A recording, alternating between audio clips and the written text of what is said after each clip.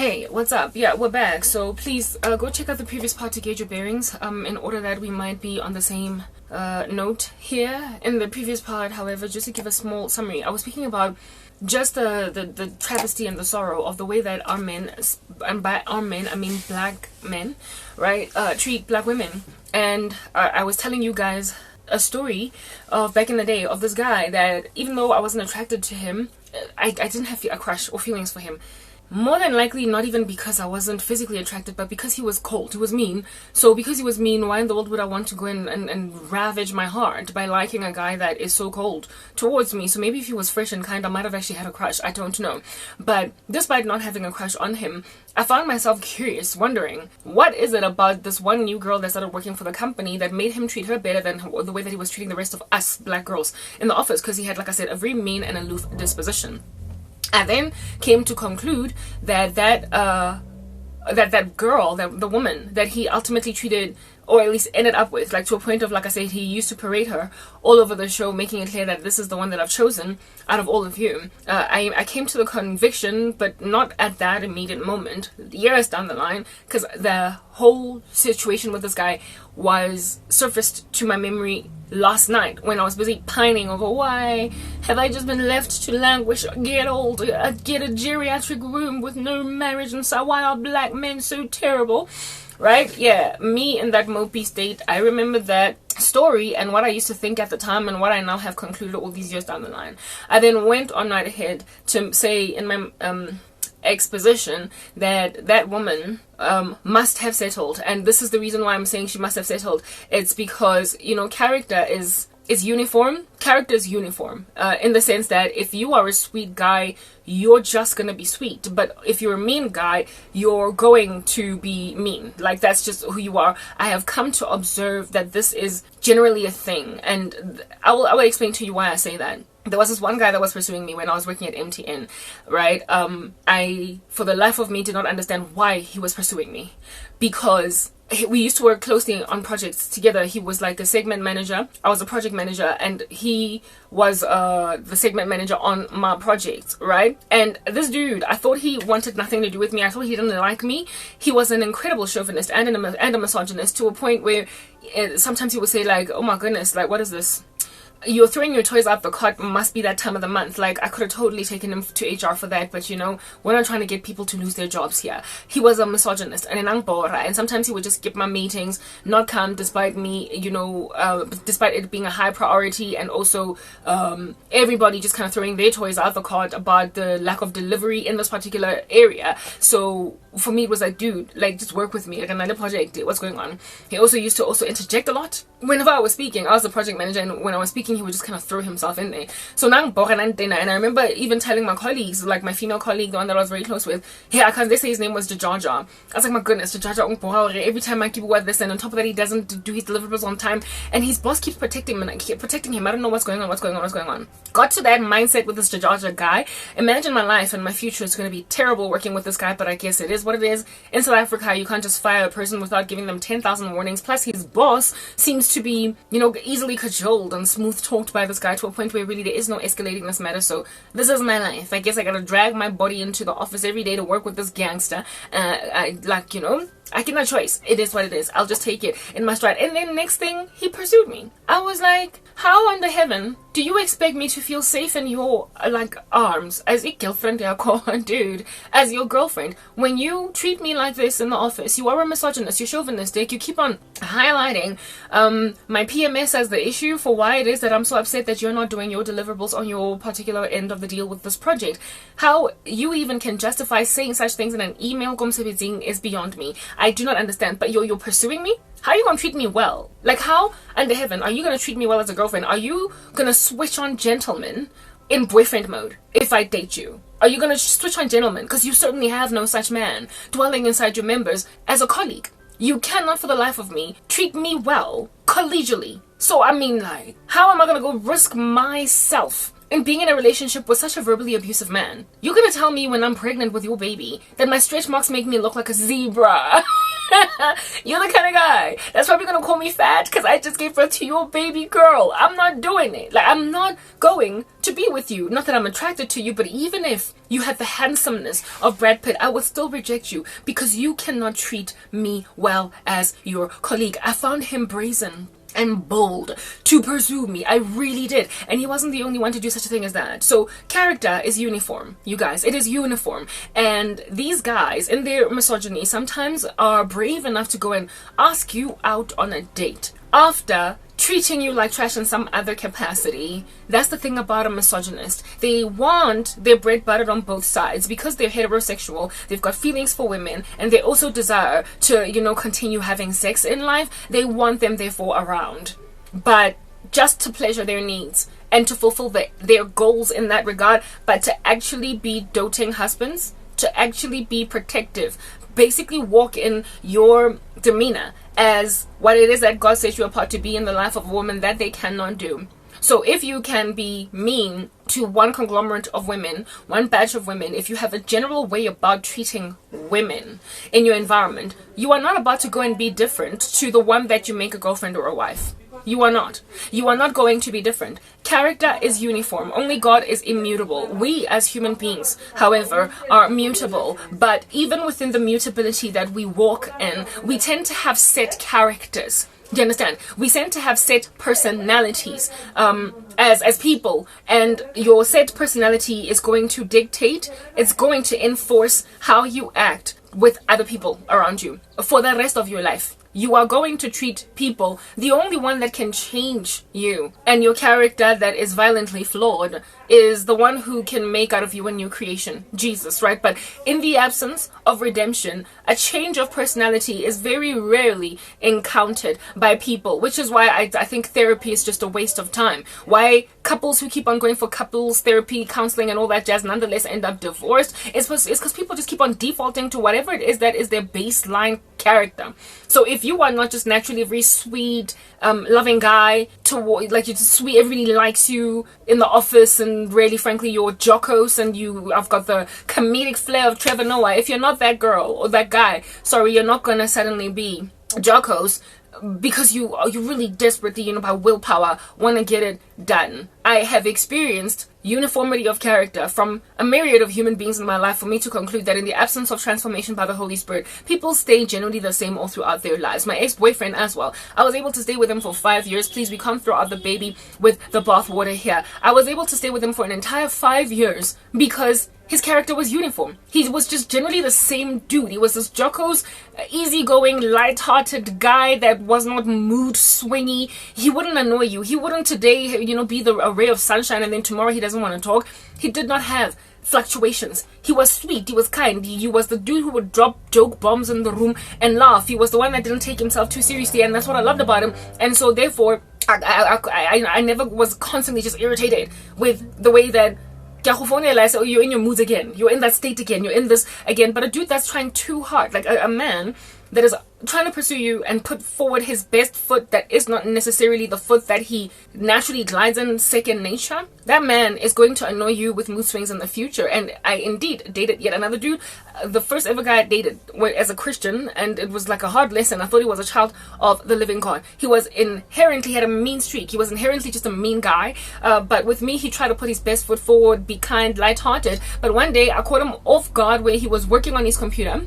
I used to visit him in his apartment. One of the biggest reasons why God also broke us up, because there was just too many passions there. I spent a lot of time with him alone to a point where I nearly fell into sexual sin, but anyway, that didn't happen. However, though, I remember the one time when I was at his apartment and I was chilling, kosofing, and he was doing something, right? He had some deadline to meet in the office, right? Some email that just came through and he had to work on something real quick on his computer, and I was just sitting on the couch doing my own thing, and I said something right to him. I tried to speak to him while he was in that mode, and his response to me was basically, shut up, whore, I'm busy. Not in a, babe, please give me a minute, I really need to concentrate. And I'm like, oh, I'm sorry for disturbing you. That I could have taken in my stride. But he reacted with agitation, irritation, he snapped at me. And that for me was whoa, red flag. It was a red flag. I was like, there it is.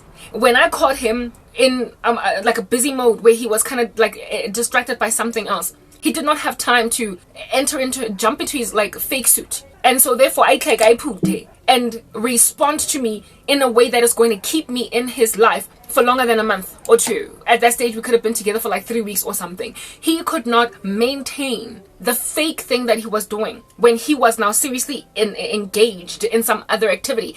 His faculties were all too consumed in this one deed to now wear the facade. And so I saw the red flag popping, and I had never up to that point in my relationship with my former boyfriend, the one that I was with for 5 years, no matter how many times I would like interrupt him in the middle of something, never would I ever have gotten a response from him like that, where he'd be like, hey, leave me alone. He would always be like, babe, please give me time. I need to do something. I'll be with you now. And for me to date somebody that is worse than what I come from, it was like, what are we doing here? Downward spiral, like exponential decline when it comes to quality of man. I was so disquieted by that. I didn't break up with him straight away, but ultimately I did, because that character, that mean streak, it kept on like pouncing at me. It kept on pouncing at me. One night he told me that, baby, umuhle ebusuku kuphela. The audacity.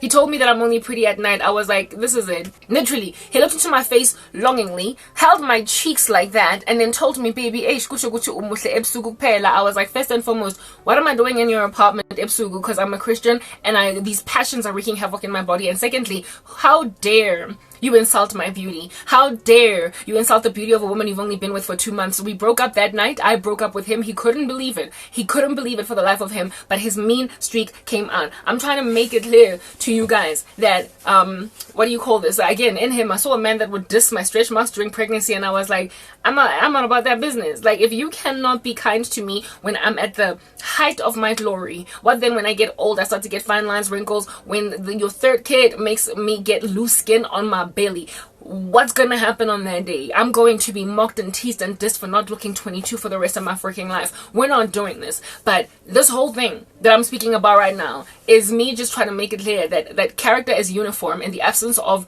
redemption, in the absence of Christ coming in and making you a new creation. You are going to be the exact same person pretty much all your life in varying measure, maybe going up or down ever so slightly, a sliding scale, but certainly just kind of stay within the same parameters of personality. So a man that can walk right past 20 black girls and not greet them because he's got like a bone to pick with black women because he cannot stand how what he imagines to be arrogant they are, then this man is not going to treat the one black woman that he decides that I want to marry well.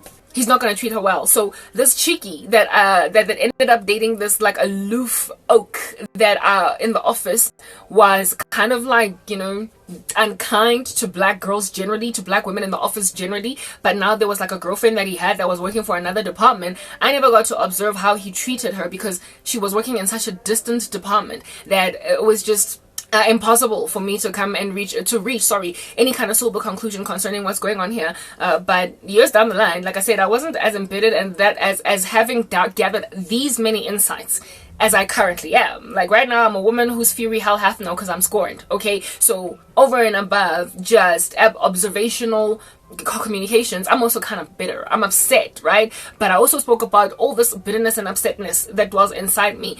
In spite of it, I should be getting treated better by men. One, why? Because they were created first. We're the rib. Secondly, they're the ones that are supposed to teach. Thirdly, they have got the sole responsibility, according to the Lord, to, you know, dress the wounds of a woman who has been tarnished by society for a myriad of reasons. Why? Because Christ has called them to do such a thing as that. Why? Because Christ himself was the example. He is the one that, you know, dealt well with Mary Magdalene. He is the one that adored women, prostitutes, that would like throw perfume at his feet like they were queens, like they'd never ever seen, you know, a naked man before. The way that he treated them like spotless virgins. He is the one that treated adulteresses with greater honor than the men in their town. So therefore, in spite of my bitterness, I ought not be getting treated like trash by any man at all that claims himself a child of the living God. If he claims himself to be a child of the living God, what he is basically purporting to be is a man that can love me the way that Christ loved the church, that albeit having all this bitterness, all these calluses in my heart because of the way that I've been treated,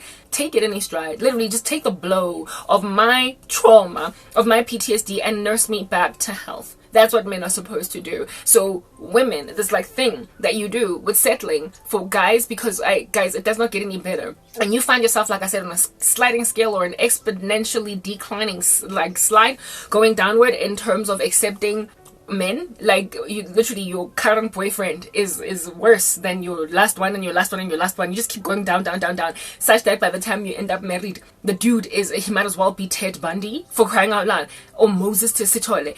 No, you find yourself in that position because you don't give yourself to the one true. You don't give yourself to God. You don't give yourself to Jesus, that he might fix you, because you are currently broken. Yeah, you are broken, because after you have been classically conditioned like your Pavlov's dog to take just about anything, salivate after even there being no meat offered you, once you are just now suddenly just salivating at the ring of a metronome, salivating at the ring of a bell or the tick of a metronome, once you get to a point where you've been conditioned to salivate after any inkling of romance coming in your direction at all without ever gauging its virtue, you are a woman that has been broken. You have to be fixed. You know what you're like Peter in the Hunger Games.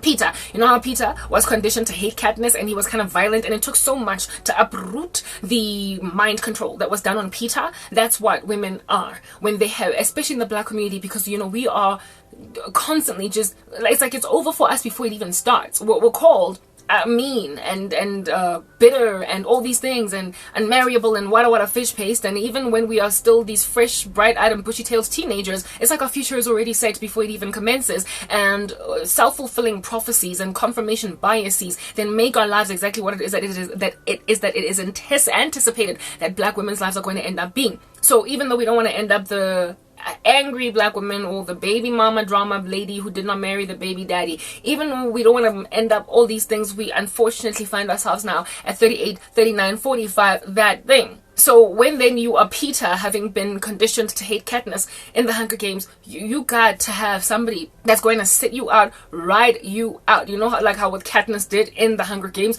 You got to deal with somebody. You're only safe in the climate or in the presence of someone that understands you've been conditioned, that gets that this is going to take a lot of curing, a lot of uprooting, a lot of fixing whatever it is that was the germ that was injected into your bloodstream. And a man that cannot wear patience over your embittered state as a Black woman because the world treated you very typically like such a thing as that, in spite of having started out all bright-eyed and bushy-tailed, having hope for everybody, and now you are all calloused and they're just throwing you away like you're just this like finished off thing.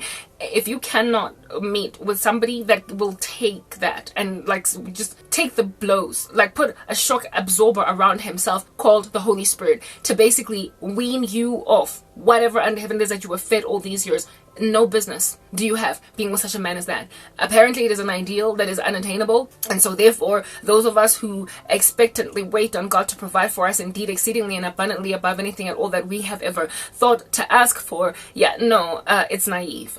Apparently it's naive to do that. And when then some people speak of you as one who is naive, you will be tempted to allow a deadbeat dude to come into your life. That is why there is such a bad case of gender-based violence in this country. It's women who hope that men that have always just had a mean streak hope that they somehow are going to change. No, they're not going to change. Okay, character is unchanging in the absence of transformation by the Holy Spirit. People just consistently state the thing that they are. So that woman that I was working with, I wasn't working with her, she was in the building, however, that I was working in, that dated that dude that was as mean as he was. At the time, I thought that maybe there's something glorious coming off this woman that the rest of us just don't have, and he got it, and so he treats her better than the rest of us. Except now, my conclusion about what was going on over there was that that woman settled. Because there is no way that that dude could be that mean to all the other Black women in the office and be so kind and doting over her. She took his reverse psychology, his stunt work. She took it. For her, it was maybe this time it'll be different. And if it comes with a ring, and since I'm, 25, 26, maybe it'll end up in marriage type thing. Just so long to get married that this time around you're like sprinting down the aisle as opposed to walking, to a point of allowing the worst thing you've ever basically gazed your eye upon, landed it upon, to come into your life. My ex-boyfriend that I dated for 5 years was not the best man, as we know. The stories that I keep telling. He was actually quite horrendous. He put a whole bunch of witchcraft on me. He tried to manipulate me that way. He tried to come back into my life by that method.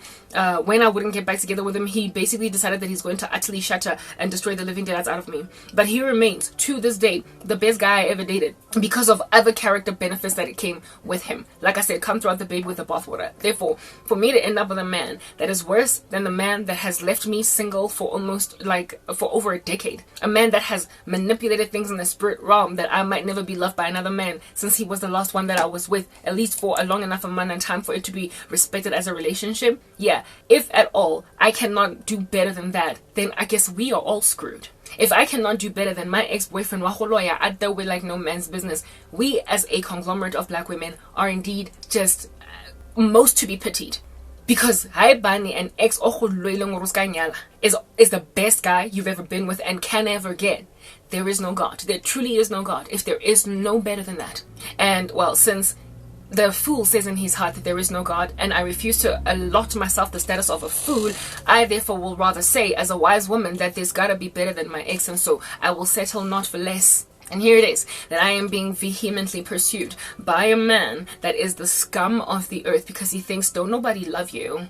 I'll take you as you are, as if though I am as I am. Like the thing that he says, when you say I'll take you as you are, what exactly is that in your opinion? A woman that is battered, afflicted by the kind of man that you are, and you are the only one that's going to rock up out of the blue, from out of nowhere, really, frankly, to love me in a climate where men like the one that I just described from my company, who was able to love one woman and yet hate the rest of them, since he rejected me the way that he did. Since he and the plethora of them that were there rejected us the way that they did. Now at 38, 39, we gotta now take scums of the earth that are frankly abusive, have shown you flames in just 2 weeks of being together.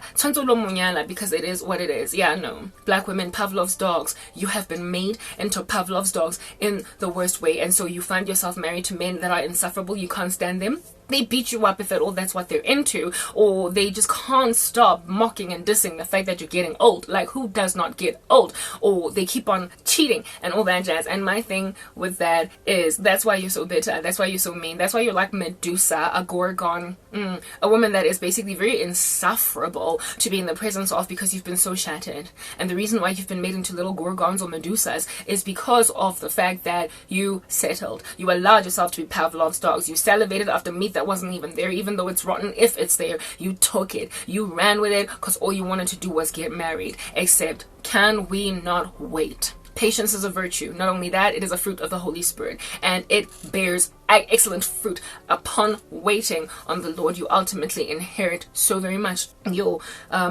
The Lord, if you commit your ways to him, he makes your righteousness shine like the dawn, justice of your cause like the noonday sun. And if you commit your ways to the Lord, he will give you the desires of your heart. And you know what the desires of your heart are, but cognitive dissonance and dating the same guy over and over and over again has made you think that it is unfeasible. And to imagine it is unfeasible is to think that God is a liar. It is to call him a liar. It is to commit a blasphemous act, to anticipate that you can get down on your knees and pray to the God of the universe for better than what you have been subjugated to the tyranny of, okay? And imagine that he can't do it. And I mean, it's written in God's word that is anything too hard for the Lord? Is it? Is anything too hard for the Lord? No, of course not. But there is the cycle of nonsense going on in the black community precisely because generation upon generation upon generation keep on making the same mistakes, and so therefore it appears as if though this is a monolith that is immovable. There is nothing that can be done for us all. So when you are still hopeful as a middle-aged black woman for better, you are looked at as, girl, you passed up so much when there was at least somebody that was happy to put a ring on it. Whoa, when you start to use the word at least, that's when you know you've got a problem. Okay? Gender-based violence, a man that has evidence that he could one day just never mind slap you with his own hand, but a pan from the stove, a man that has evidence that on date number 2, and you still walk down the aisle to him because it's what you look forward to. It's what you've wanted since you were a baby girl. No, it's not. It's not even what you've wanted since you were a kid. It's not. It is far removed, therefore a far cry from what you wanted as a kid, but it comes real close. It doesn't even come real close. It's that removed. It's that distant from what you asked for. But get the what is this? The ring. Get the picket fence. It's more or less More or less. Are you serious? Like, more or less? If more or less is going to put you on a gurney, if more or less is going to put you 6 feet under, or if more or less is going to make you have such self-confidence issues that you are going to end up being like a twerking 45-year-old woman so you can gain validation from the internet, if more or less is going to create out of you some menace that is insufferable in society and a typicality in the black community as an angry black woman, then by all means go on right ahead if you're happy to take that in your stride. Otherwise, waiting is the only thing that's going to rescue us as a people groups. I am observing Generation Z kids literally make the same mistakes that my millennial like fellow sisters are doing. And it's like, you cannot, my goodness, that is a definition of folly, eh? Like, the definition of foolishness is doing the same thing again and again and expecting a different result. They are doing the same things and they look at us who are trying to counsel them differently, right? Having perhaps dodged bullets that many other women did not dodge, as bitter broads. We are being looked at as these bitter older women that don't quite understand how it's going on here. Except here lies the deal, okay? Many of y'all who be calling us bitter broads, right, who are upset and whatnot, who is praising you? Who right now is busy calling you, the 21 or the 22-year-old woman, a better thing? Who is busy looking at you as their option because Gabo is too bitter? It is the very kinds of men that have made us bitter broads. There is this woman on YouTube that has a whole channel dedicated to basically writing off women like me who give counsel like this because apparently we're bitter. And when I go down the comment section in this woman's videos, the people that come there and they throw their comments agreeing with her are middle-aged men that literally sing her praises, men of which have contributed or participated in the mutiny against women that she is speaking against. So you have this jerk that is 45 years old, 35, that has wreaked havoc in 10 women's lives in the past, and he has got a 25-year-old woman calling women like me bitter, and all he can do is sing that woman's praises and say that these older girls bora because they've messed up their own lives. Except when you think about this dude, he's the one that's busy pursuing a 25-year-old girl at 35 or a 25-year-old girl at 38, because he, for the life of him, cannot handle or take in his stride a 32, a 33, a 34-year-old woman because they have figured them out. So it's almost as if though they are reinventing the wheel, doing the exact same thing again. There are lessons that ought to be learned here. You cannot just take, the Bible says that silver hairs, evidence a person's wisdom. You can't just disregard counsel from older women who have seen life and pretend as if though you can do whatever you want to do because men are different. I wanted to believe that. I wanted to, like, when I was younger, I imagined as well these women that was really rapping on, complaining, crying, like especially in my mom's circle, that they didn't quite get it right. They didn't do it right. They were not fascinating enough. They were not submissive enough. They were not loving enough. They were not womanly enough, feminine enough. But I know how to do it differently. Until the same mistreatment slaps you and you realize then that not even a peaceable and a quiet spirit, which is so precious in the sight of the Lord, converts or transforms these men. When a man or men have been so far gone that you can't even win them over with godliness, with virtue, which is what I try to do, on that day all you can do is suture yourself, hold on to Jesus until he makes them see, until he allows time to progress and makes these people to wake up